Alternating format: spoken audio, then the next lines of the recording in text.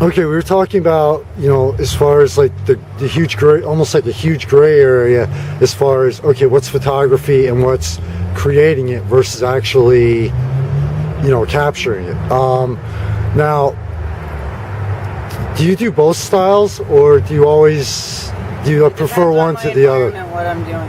Okay. Like, if I'm out traveling, I'm taking pictures in the sense of capturing what's out there. Capturing the moment, basically. But for the most part, like with this series, for example, I wouldn't consider that necessarily capturing them, as opposed to actually staging them, making them. Okay. The idea behind Nocturnal Delusions was to go out in the night without strobes or specific kind of photography lights and just work with what was out there. And a lot of these images are done in absolute darkness with street lights or whatever is involved in the environment. And that's kind of what made the narratives come out. Yeah, and you actually, when we were talking earlier today, you love the night. I do. I really do. Yeah. Sorry. It's okay. I thought you fell and hurt yourself there. I thought you fell and hurt yourself. Nope.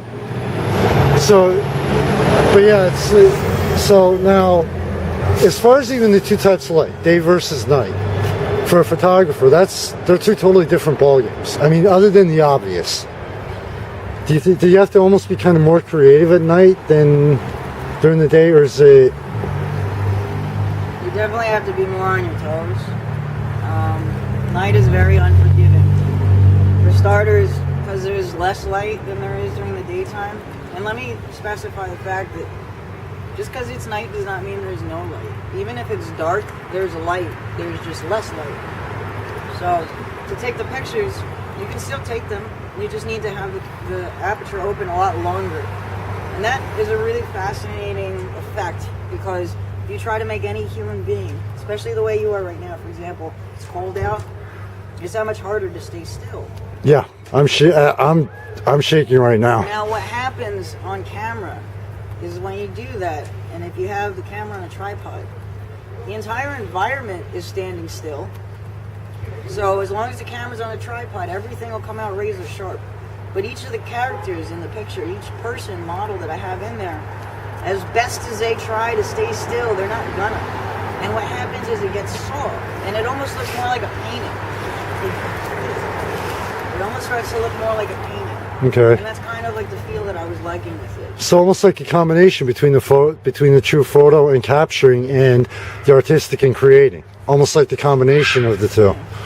So final question here, and we're going to wrap it up. So we can go in and get warm for a little bit.